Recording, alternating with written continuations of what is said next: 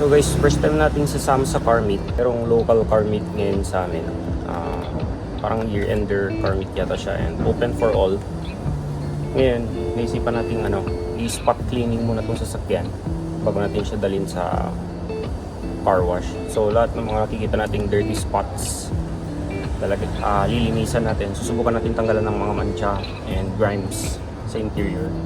Shoutout nga pala sa mga detailers dyan.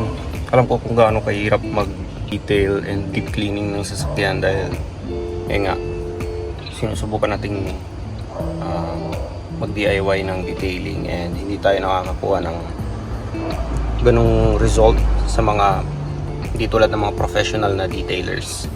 So, ang gagawin lang naman natin ngayon kasi hindi pa naman sobrang dumi ng sasakyan is susubukan lang natin tanggalin lahat ng mga dirty spots dito sa loob or dito sa interior.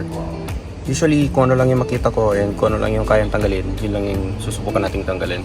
By the way, I'm using an MTX Quick Clean for this. Kasi ito lang yung nandito ngayon eh. So, kung meron kayo marirecommend na mas maiinam or mas maganda na pangtanggal ng mga dirt, grime, and even stains, please comment down below para masubukan natin. So, ito, ipapakitaan ko kayo ng sample ng dumi dito sa interior. So, ito yung isa sa mga dumi dito sa interior ng sasakyan, sa front seat. Hindi siya maganda tignan. So, susubukan natin siyang tanggalin using this MTX Quick Clean. So, isprayan lang natin siya ng 4 na beses. Tapos, gamitan natin ng brush na malinis. Tapos, pag nawala na yung bula, pupunasan natin siya ng towel.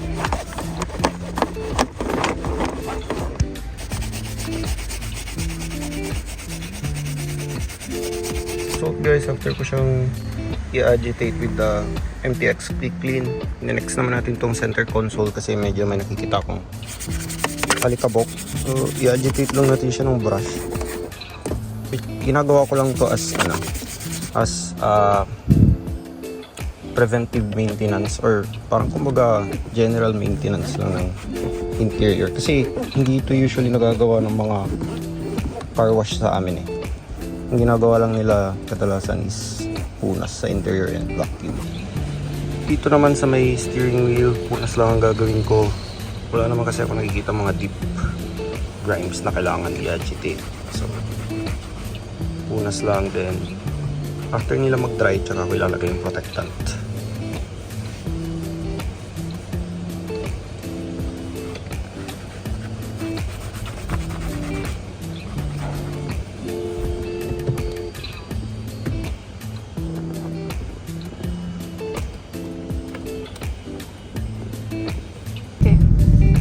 Hi guys, so far happy naman ako sa result ng spot cleaning na ginawa natin.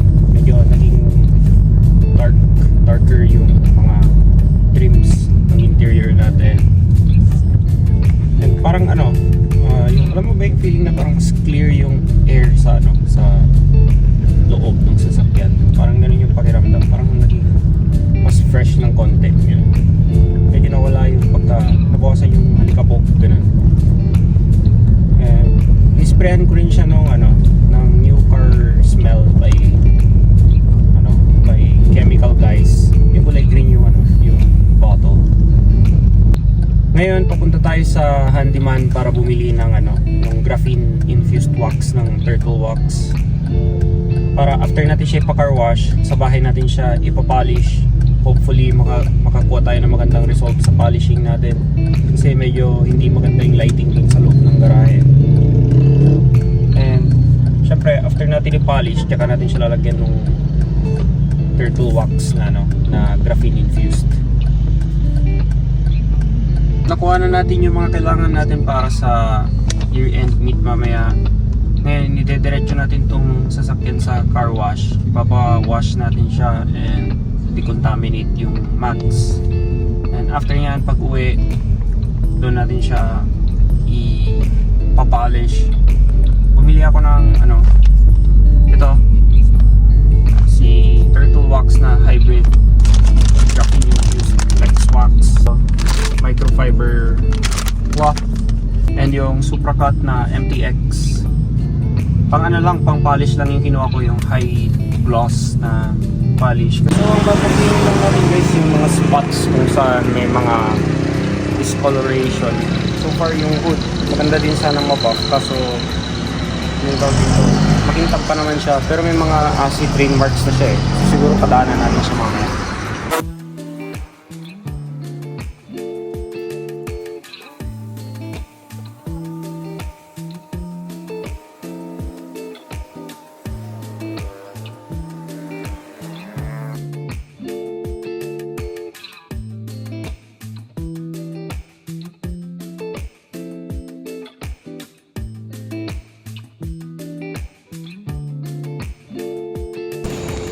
Ginabi na tayo sa pag-prepare ng sasakyan.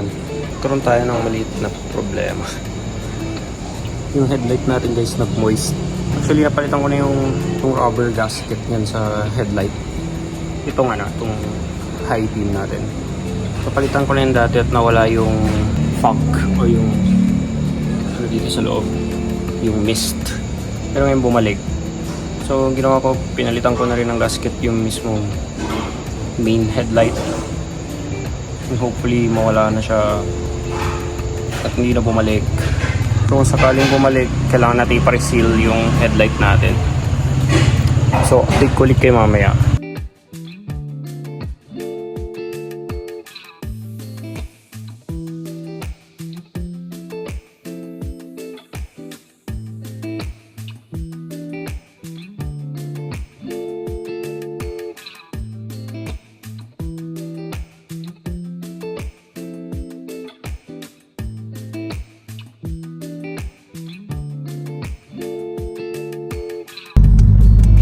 Papunta na tayo sa car meet. Hopefully maging fun yung experience kasi hindi ko alam kung anong mangyayari.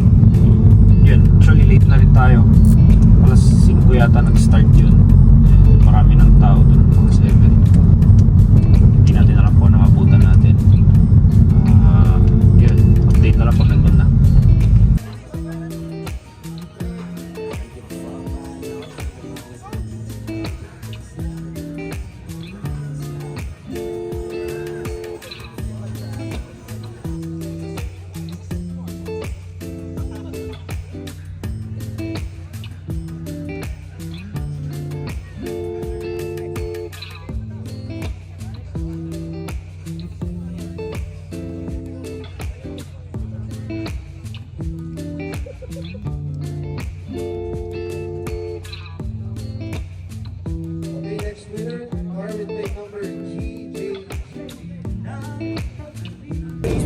Nanalo.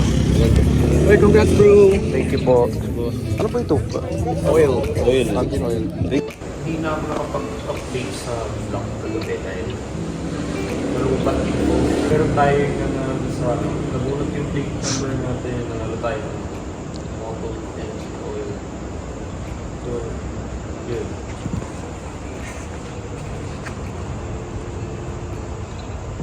$4 liters. 4 liters ng Moto Mugen engine oil. Ito yung magiging next na engine oil natin for the next PMS. So yun lang. Thank you so much guys.